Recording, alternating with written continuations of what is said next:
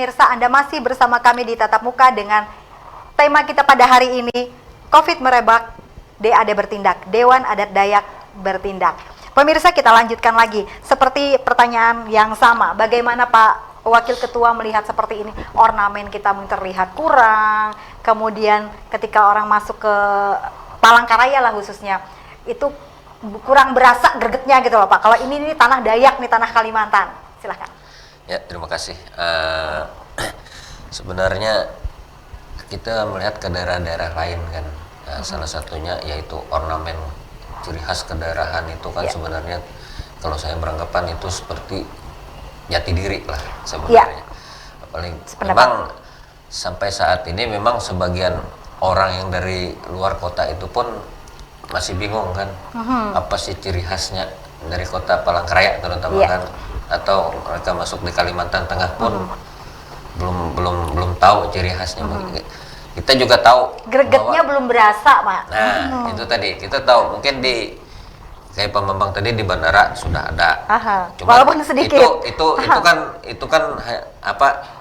Kulit luar. Nah, sekarang begitu keluar dari bandara itu apa yang terlihat kan sebenarnya kan seperti itu. Kayak di bundaran burung kan. Bundaran burung tuh memang kita kadang orang kalau itu kan menganggap itu kayak burung biasa aja sebenarnya kan itu kan memang ciri khas kita. Yang dilihat orang itu kan salah satunya kan ornamen seperti misalnya gapura. Ya kan gapura itu pasti salah satu yang menunjukkan ciri khas bahwa kita di daerah sini.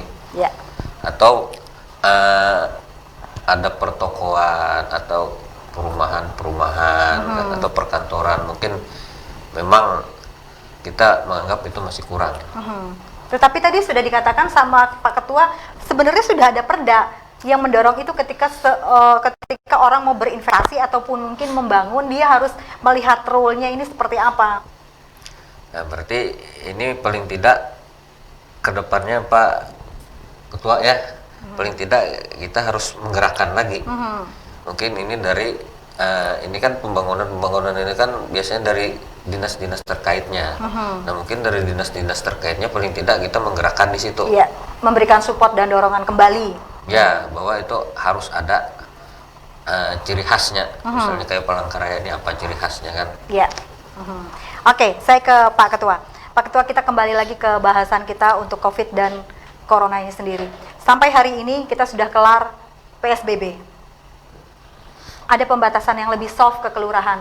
Tetapi kita melihat di trennya sendiri, kalau dari data mengatakan bukannya dia melandai, tetapi ada penambahan. Bagaimana DAD melihat di sini? Apa peran serta yang bisa diberikan oleh DAD sehingga tidak semakin kurva itu naik untuk wilayah Palangkaraya? Ya, untuk saat ini tentu kita melihat dari kebijakan pemerintah dan kehendak dari semua masyarakat yang diharapkan kita dalam waktu segera bisa masuk ke dalam new normal ya, atau normal baru. Nah, untuk syarat normal baru ini tentu kurvanya harus turun, bukan justru naik. Nah, dalam situasi ini mungkin pemerintah juga kita pasti sejalan bahwa kita mengupayakan menggerakkan seluruh elemen masyarakat, memberi penyadaran dari kelurahan, dari kecamatan, kelurahan, dan sampai ke tingkat RT. Nah, tentu banyak hal yang kalau keterlibatan daripada masyarakat itu, kesadaran masyarakat itu akan meningkat keterlibatannya. Nah, harapannya demikian. Kalau misalnya masyarakat sama-sama bergerak, sama-sama menjaga wilayahnya masing-masing, sama-sama memberi informasi, tidak semuanya bertumpuk kepada pemerintah saja, tetapi kolaborasi antara masyarakat, pemerintah dan aparat keamanan saling mendukung, saling mendorong bagaimana untuk mewujudkan harapan masyarakat, harapan kita semua sesuai dengan kebijakan yang sudah ditetapkan pemerintah daerah. Nah, tentu ini adalah satu hal yang bisa terwujud ketika masyarakat itu mempunyai kesadaran tinggi untuk mematuhi protokol yang sudah ditetapkan. Nah, harapan kita kepada masyarakat ini harus dilakukan, dan tentu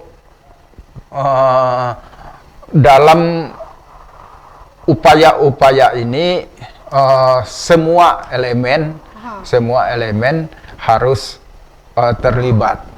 Jadi tidak hanya nama, tetapi harus terlibat. Nah, saya kira itulah upaya-upaya yang bisa dilakukan adalah memupuk atau menumbuhkan kesadaran masyarakat itu sendiri. Nah, untuk kelembagaan adat, kita sudah mencoba melakukan upaya memberikan semacam surat edaran kepada Mantir dan Damang dan pengurus Diadi di kecamatan untuk memantau situasi pada lingkungannya masing-masing. Itu yang bisa kita lakukan.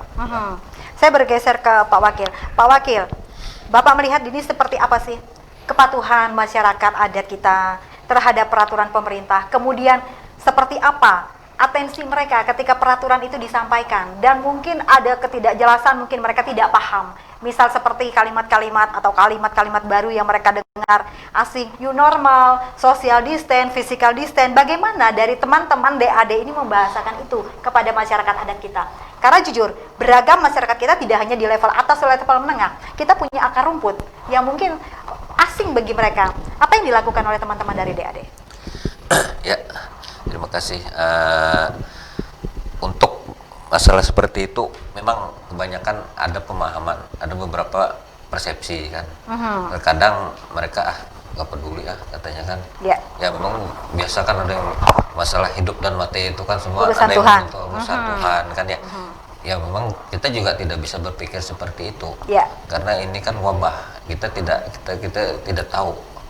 Ya sekarang pun kita tidak tahu apakah posisi kita di sini aja kita tidak tahu posisi kita kan, apakah posisi kita OTG atau memang sudah terkontaminasi kan oleh virus itu kan, kita juga tidak tahu. Nah, itu yang paling tidak kita memberikan kesadaran kepada masyarakat, apa itu physical distancing kan, ya jaga jarak segala itu. Elah tukep gitu kan. Nah, kayaknya lebih mudah tuh kalau untuk urusan yang di daerah. Elah tukep jaga jarak. Nah, jadi saya juga mengapresiasi juga, termasuk salah satunya ada beberapa teman-teman di lingkungan RT ya. Sebelum kita bergerak kemarin pun kita pun juga sudah memantau beberapa tempat ya kan, yang memang daerah-daerah rawan, daerah yang memang tidak rawan itu kan, karena kita juga fluktuasinya itu melihat dari peta-peta. Kita tidak bisa memeta sendiri, tapi memang peta sebaran itu kan memang dari gugus, dan kita melihat sendiri di situ yang mana yang masih memang rawan, yang tidak rawan kita juga di situ kita lebih tempat rawan itu yang sering kita di Palangkaraya sendiri. Titik mana Pak, kelurahan-kelurahan mana yang masih menjadi perhatian? Ya termasuk kelurahan Menteng ini kan termasuk daerah rawan kan. Menteng Palangka juga kan, Pahandut itu kan daerah rawan yang sebarannya termasuk kemudian bagaimana ketika teman-teman dari DAD sendiri mengambil peran ketika terjadinya atau pembagian BLT, BST sehingga tidak terjadi penumpukan massa? Apa yang dilakukan teman-teman untuk membantu pemerintah? Ya, kemarin kita ada 2 kali membagi sembako itu ya Pak Bambang ya. Pertama memang dari inisiatif dari DAD kota sendiri. Alhamdulillah ya, berkat peran kawan-kawan DAD kita juga ada beberapa ratus juga membagi sembako, dan itu kemarin karena kita sudah membagi sembako di awal itu ya kita mendapat apresiasi juga dari pemerintah kota. Akhirnya kita pun disupport untuk kembali membagikan sembako.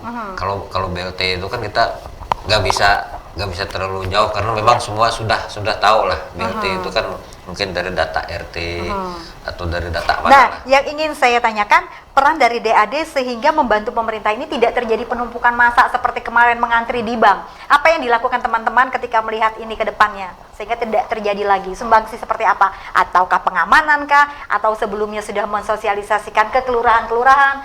Ayo kalau ngambil BLT itu jangan bareng-bareng, jangan numpuk, kuntep di situ nanti kan kayak gitu. Nah, Seperti jadi, apa? Memang kita tidak bisa tahu. Kadang-kadang kan kayak di bank kemarin itu kan, saya juga kaget sebenarnya.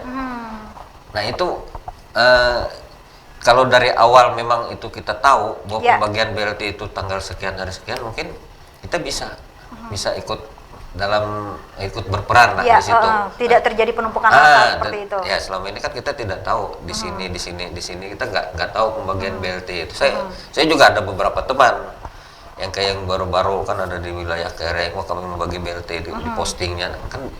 Makanya kita tidak pernah ada diberitahu gitu loh. Atau dari Pak Ketua bagaimana ini supaya dari pemerintah kota sendiri bisa sama-sama ini loh kami berkoordinasinya seperti apa sehingga mungkin tidak terjadi lagi seperti ini. Ya, yang pertama kemarin kita memberi masukan juga melalui pemerintah daerah, melalui Pak Wali Kota bahwa memang intinya pembagian BLT itu yang tidak mengumpulkan massa banyak maksud saya di sini. Ya, yang dilakukan sebagai evaluasi kemungkinan sudah melanggar dari ketentuan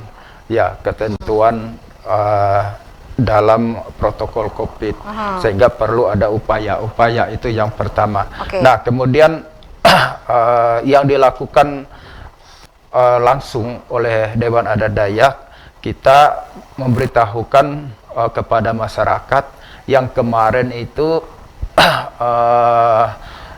langsung kita membagi sembako, kita datang ke rumah-rumah kalau ada BLT door to door. Kita tidak menyuruh masyarakat datang ke Diadi, tetapi kita langsung membagi diri pengurus untuk menyampaikan daftar-daftar yang ada. Kita sampaikan kalau mengambil BLT juga sambil melihat situasi, taati protokol.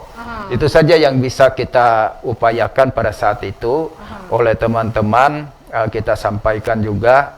Dan memang kelihatannya pada hari pertama itu cukup rawan sekali. Kemudian pada hari ketiga sudah mulai lumayan tidak terlalu terkumpul banyak masyarakat. Saya kira ini suatu bentuk upaya penyadaran dari semua pihak, bukan hanya Diadi saja, tetapi semua masyarakat, elemen masyarakat, termasuk aparat keamanan juga memberi masukan kepada masyarakat kita. Nah, tentu upaya-upaya ini belum maksimal dalam upaya memberikan bagaimana caranya supaya masyarakat betul-betul melaksanakan protokol yang sudah ditetapkan. Namun paling tidak ini adalah ada upaya yang dilakukan oleh Dewan Adat Dayak itu. Saya ke Pak Wakil Ketua. Pak Wakil, tadi mengatakan ada damang, ada kepala adat di sini. Kemudian komunikasi seperti apa yang dilakukan sehingga seperti Pak Ketua tadi mengatakan tidak terjadi lagi penumpukan ke depannya. Tapi jangan dijawab dulu, giliran Bapak harus ditahan dulu. Pemirsa jangan kemana-mana, kami akan kembali setelah jeda pariwara berikut ini.